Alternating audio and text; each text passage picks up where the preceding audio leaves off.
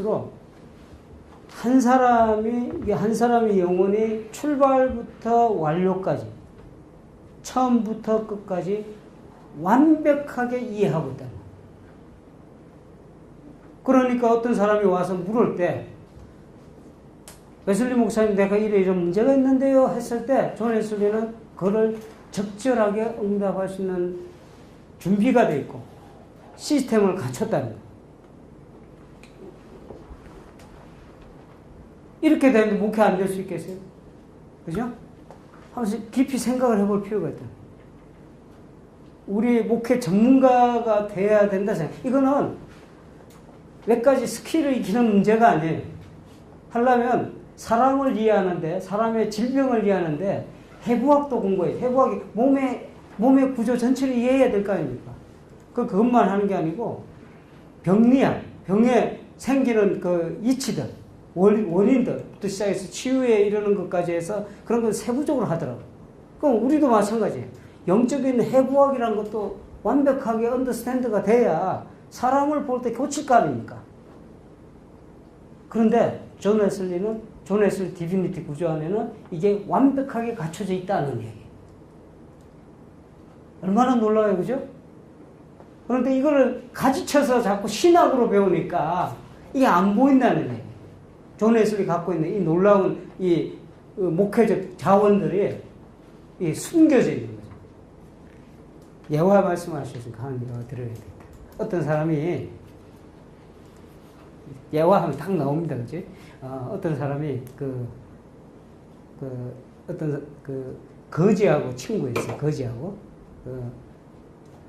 마음이 아주 넓은 사람인데 재산도 많고, 근데 자기가 재산 많다, 또 돈이 많다 이런 이야기를 해본 적이 없어. 거지하고 늘 이렇게 가난한, 아주 거지랄 때 가난한 사람이야. 근데 둘이는 정말 친한 친구였어. 근데 이제 부자 친구가 멀리 어디로 한 3년간 어디 가게 됐어요. 가만히 보니까 이 가난한 친구가 고생이 많겠단 말입니다. 가면서 그 친구 감정에, 자존심에 그 상처를 안 주기 위해서 그 몰래 주머니 안에 귀한 그 보석을 하나를 탁 집어넣고 와요. 그리고 3년 여행을 갔다 옵니다.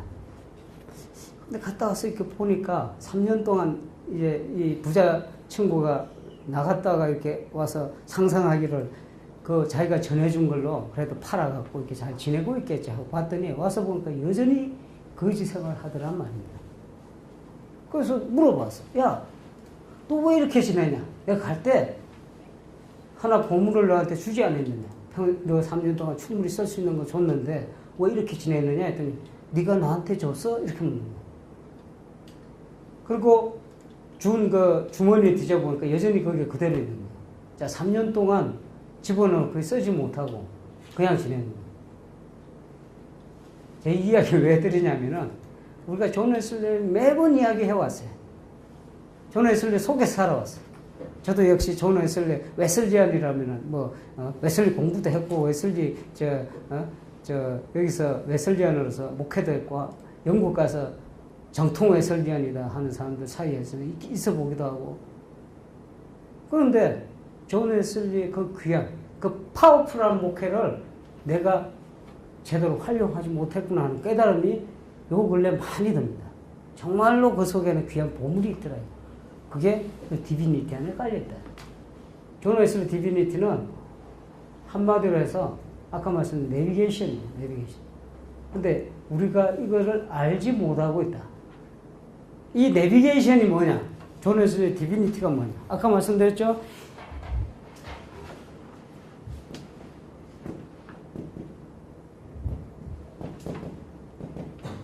이 전 과정입니다.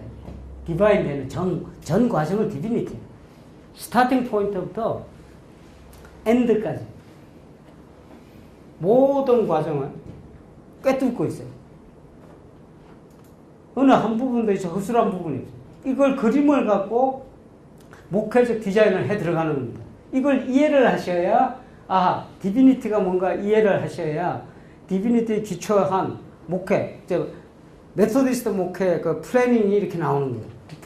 부분, 그게. 이게 뭐냐? 결국 빙 디바인이라는 게 거룩하게 되는 거 아니에요? 거룩하게 되는 거. 다른 말로 하면 완전하게 되는 거예요.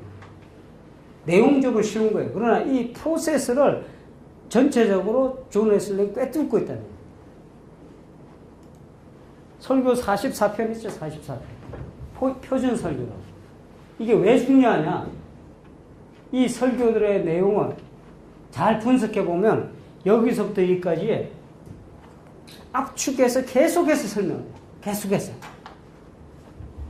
이거를 그래서 제가 기회가 되는데 이걸 아주 알기 쉽게 해서 이렇게 좀 만들어야 되겠다는 생각하고 있어요. 일부는 좀 만들어 놨습니다. 만들어 놨는데 여기에서 스타팅 포인트부터 엔드까지 스타팅 포인트가 어떻게 진행이 되냐면 잘 보십시오. 우리가 모르는 게 아니에요. 이게 다 아는 내용들입니다.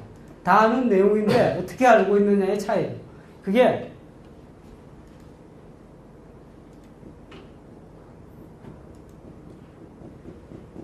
이거와 관련있어요. 구원의 순서. 구원의 순서 어떻게 진행됩니까? 자, 한번 이야기해보시죠. 처음에. 선행원총. 예, 좋습니다.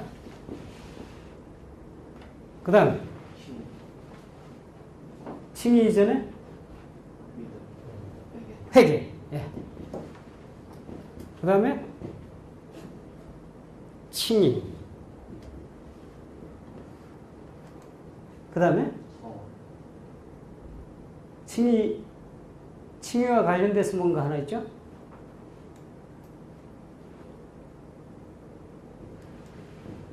신생. 거듭남이라고 하죠. 이건 좀 이따 설명하겠습니다. 그 다음에 성화. 그 다음에 자, 성화 다음에 완전이 나오죠? 완전 다음에 영화. 뭐 이게 영화 이 차원이죠. 다른 차원이지만 여기까지 갑니다. 이게 존 웨슬리 발명품이 아니죠?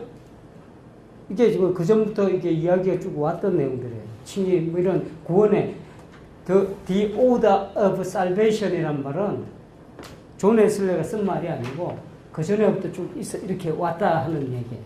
이게 일반적인 순서입니다. 근데 존 웨슬리가 왜 이거를 주목을 했느냐면 이게 구원이 흘러가는 프로세스거든요. 프로세스인데 이거를 독특하게 해석합니다. 다른 사람보다. 이거를 그때그때 단계로 이해를 하지 않아요. 존 웨슬리에서. 이 단계를 이 각각의 이 요소들을 하나의 끊어진 단계가 아니고 선행원총이 있어서 회개가 있고 회개가 있고 칭의가 이런 의미가 아니고 이거를 다이내믹하게 해석해 들어가요. 다이내믹하게.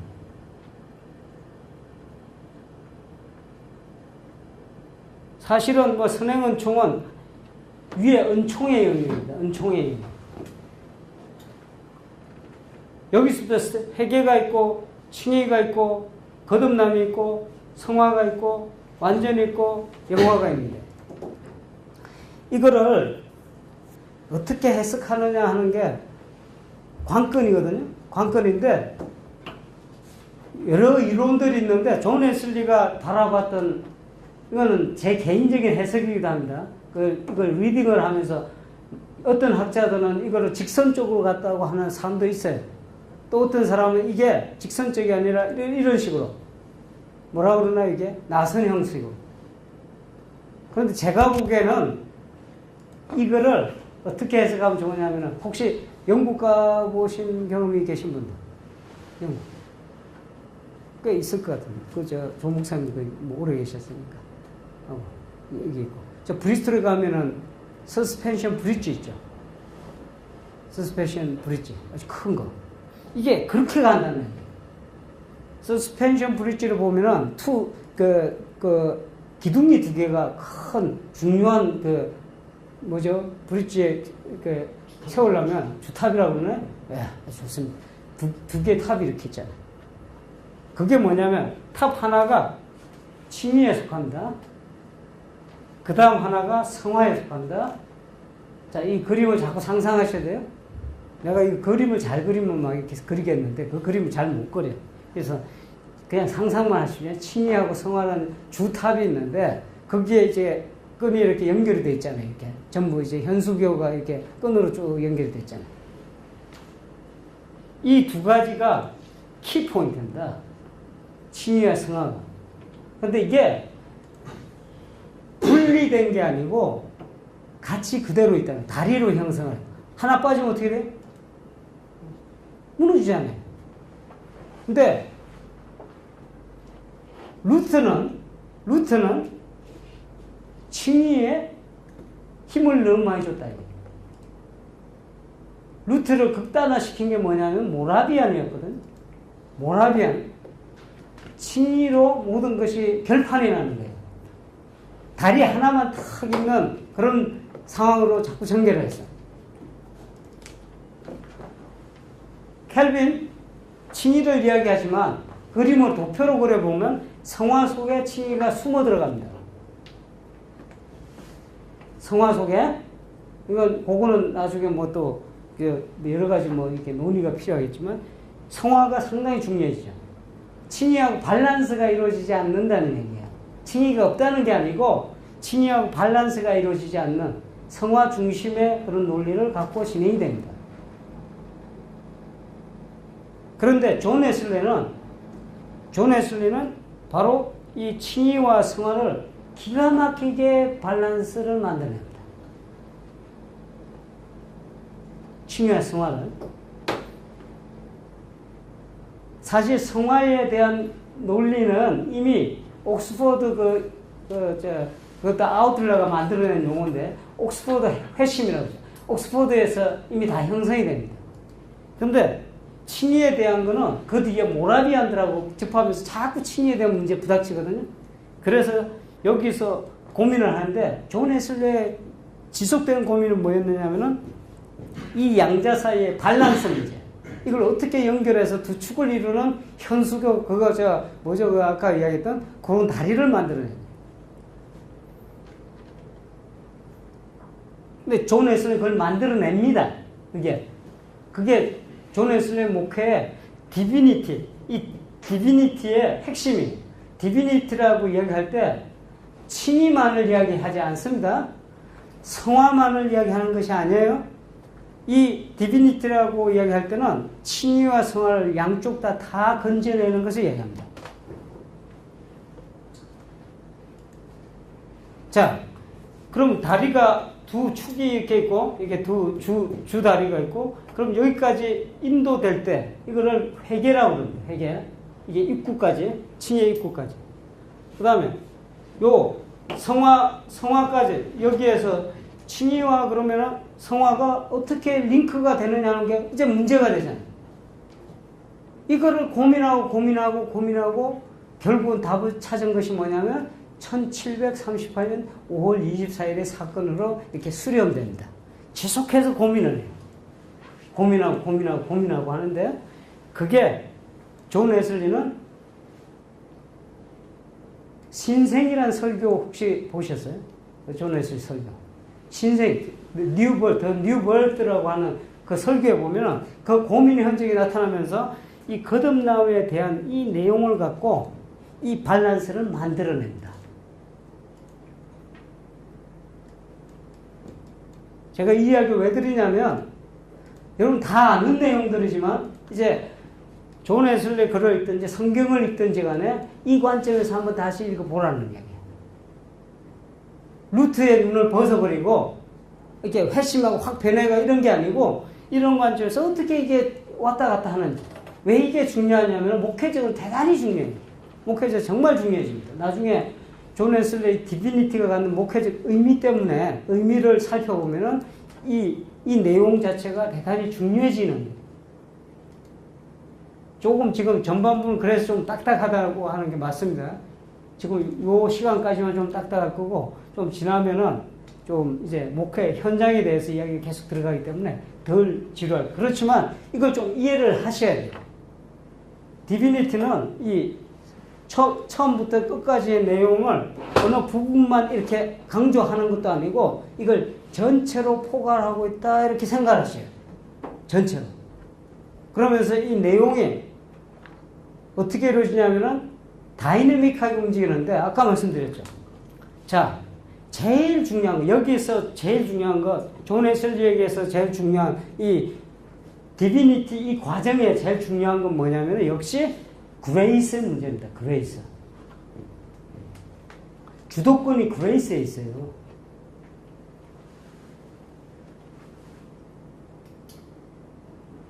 하나님의 은총.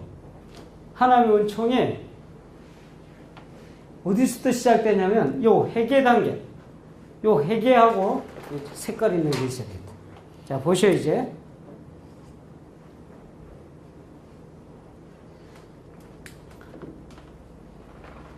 회개에 인도하게끔 하는 은총이 우리가 뭐라고 합니까? 선행 은총이잖아요. 그죠? 이게 prevenient grace가 되는 거예요. 왜 이게 중요해지냐면은 요거를 묶어서 어떤 목회적 틀을 만들어낸다. 나중에 존 웨슬리가 prevenient grace 이걸 회개를 위한 하나님의 은총으로 인식하고 은총의 수단에서는 어떻게 만들어서 그룹은 어떻게 만들어내며 어떠한 모든 머티리얼, 그 재료들을 만들어서 교인들의 회개로 인도할 것이냐 하는 것을 주안점을 두게 되는 거예요. 그러니까 한 사람 한 사람 교육을 시켜서 신앙 교육을 시킬 수도 있잖아요. 여러분 교회 교인들 신앙 교육을 시킬 수 있잖아요. 그런데 어떤 경우에는 이거를 못 넘어가고 목회자가 이 다음을 이해를 못하면 이것만 하다가 끝나는 거예요. 돌파를 해야 돼. 좀 교육 전공하신 분은 이 돌파에 무슨 의미인지 알아요. 이게 그레이주얼로 이게 성장한다고 그러잖아요. 신앙이 성장해야 될 거 아니에요. 믿음에서 믿음이 더하여지고 성장이 이루어서 완전에 이르기까지 자라나야 되는데 이 자라나는 과정에 성도가 안 자라는데 교인이 안 자라는데 어떻게 교회가 부흥이 됩니까? 믿음이 어제나 오늘이 똑같아요. 우리 절망감 느끼잖아요. 그죠? 교인들 보면서 아유 저 권사님 어제도 오늘도 변함없구나. 오히려 뒤로 가면 뒤로 가죠. 목회자 속이나 팍팍 섞이고. 저도 경험을 했으니까 경험을 하고 있고. 그러나 존 웨슬리 이 프로세스에 따르면 이걸 완벽하게 돌파할 수 있는 시스템을 만들어내고 있다. 프레비니언트 그레이스가 회개에 이르기까지 작동을 하는 은총이라면 그 다음에 뭐가 있겠어요? 칭의가 있겠죠. 칭의의 은총. 그 칭의의 은총이라 부릅니다. 은총 이름. The Grace of Justification. 칭의의 은총이 있어요. 흥미로운 거는 요 단계. Prevenient Grace. 그렇다고 해서 목사님 여기는 여기에서만 선행 은총만 작용합니까? 이렇게 이야기하시면 안 돼요. 은총은 똑같아요. 그러나 하나님께서 역사하실 때 모양새를 달리하는 모양새. 사람마다 이렇게 접근하는 거예요. 요럴 때 존 웨슬리가 참고적으로 이제 나중에 말씀드리겠지만 참고적으로 하나 말씀드리면 요 단계에서 존 웨슬리가 가장 선호했던 목회적 방법이 뭐였을까? 회개를 유도하는. 사람들이 회개를 해야 칭의의 은총 앞에 이렇게 안내될 거 아닙니까? 그죠? 그러니까 회개가 뭐다, 칭의가 뭐다, 성화가 뭐다 이거는 제가 일일이 설명드릴 수가 없어요. 지금 여러분 아시는 그 내용을 바탕으로 해서 좀 깊게 한번 연구를 하셔야 돼요. 아까 말씀드렸지만 한 사람의 그 영적인 상태를 전체적으로 통괄적으로 파악하기 위해서는 해박한 지식이셔야 돼요. 이게 영적 해부도입니다. 우리 영적 해부도이 너무 약해. 뭐 회개에 대해서 지금 회개 갖고 한번 토의 한번 해볼까요? 그러면 회개 갖고도 이해 못하는 목사님들 많아요. 회개가 뭡니까? 모르니까 답이 안 나오죠. 그 세미나만, 이것도 세미나에 하나지만, 세미나만 쫓아다니는 거예요. 이게 명확하게 알고 있다면, 이 회개에 이르는 어떤 목회적 방법론이 우리가 활용될 수 있는가 하고 우리 검토가 될 수 있다고. 성경을 읽을 때 어떻게 했냐. 존 웨슬리 성경 읽는 방법이 독특합니다. 나중에 내일 좀 아마 말씀드릴 수 있을 거예요. 성경 읽기도 독특합니다. 우리가 알고 있는 방법하고 약간 달라요. 성경 읽기라고 안 해요. 존 웨슬리 보통 그냥 우리 번역할 때 성경 읽기라고 하죠. Searching the Bible 이렇게 말해요. 성경 탐구 이렇게 얘기합니다. 성찬식 다루는 것도 우리가 그냥 성찬식 그냥 하죠. 근데 그런 성찬식 의식을 생각을 안 합니다. 나중에 좀 더 깊이 들어가면 이게요 그냥 이것만 있는 게 아니고 은총의 수단들이 다 각각 배치된다니까. 은총의 수단들이 스테이지마다 다 각각 배치가 되어 있어요. 은총의 수단들이. 예를 들면 요 단계에서는 어떤 은총의 수단이 활용돼야 돼요. 요 단계에서는 어떻게 해야 돼요. 뭐 이런 식으로 이게 기가 막히게 돼 있어요. 보면 볼수록. 근데 예를 들면 여기서 존 웨슬리가 권유하는 은총의 방법은 하나 예를 들면 존 웨슬리가 선호했던 거는 필드 프리칭이었어요. 거기 가서 메시지를 잘 분석해 보세요. 필드 프리칭에 집약되어 있던 존 웨슬리 메시지의 핵심은 회개입니다. 그러니까 천재적이죠. 목회적으로 이게 워낙 완벽한 그 시스템, 제가 보기에는 그런 걸 이제 존 웨슬리가 영국 사람이기 때문에 가능하지 않았던가 하는 생각을, 제가 영국 사람을 이렇게 접해보니까 꼼꼼히 뭐 하나하나까지 다 계획을 해요. 아주 그 수첩에 이게 뭐 보면 몇 월 며칠 뭐 이것까지 다 이렇게 해서 계획을 오그나이즈 하지 않고서는 견딜 수 없는 사람이 영국 사람. 오그나이즈 하지 않고. 그거를 벗어난다. 조금만 벗어나도요, 우리 교인들이 영국 화이트 잉글리시 영국 할아버지 할머니들이 포진이 되어 있는데, 제가 제 스케줄에서 조금만 벗어나서 어떤 걸 이야기해도 벌써 메일에 날라옵니다. 레브런 캠, 내가 생각하기에 네가 이 부분에 이렇게 했는데 이거는 이제 우리하고 다르니까 이런 표현을 막 한다니까요. 이게 영국 사람이에요. 근데 존 웨슬리가 영국 사람 아닙니까? 내가 영국 사람 보니까 이게 가능했구나 하는 생각이 들어요. 그래서 여기에서 필드 프리칭에서 집중적으로 해결 문제를 다룬다. 그 다른 이유가 뭐냐면 이 사람 생각에 선행 은총에 대한 응답으로서의 목회를 생각하는 거예요. 선행 은총으로서. 이게 칭이란 게, 성화라는 게 각각 달라요. 어프로치하는 게. 그 그룹핑 하는 것도 달라지죠. 제가 이 말씀드렸잖아요. 여기 필드 프리칭이지만 칭의를 유도하는 건 소사이어티였어요. 소사이어티에서 질문지 이런 거 가만히 분석을 해보시죠. 하나님 칭의로의 초대가 이게 쭉 이게 가이드되어 있어요. 그러니까 적절하게 사이즈도 결정하고 그 안에 내용도 결정하고 이렇게 목회적으로 이렇게 해나간다는 거예요. 아주 조직적이에요. 그러니까 이걸 보고 조지 휘필드가 존 웨슬리를 보고 내가 두 손 두 발 들었다 하는 식의 표현을 하죠.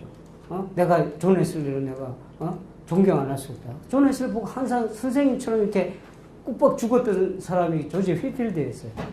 다른 인격적인 것도 있었지만 이런 거에 이 사람이 정말 철저한 사람.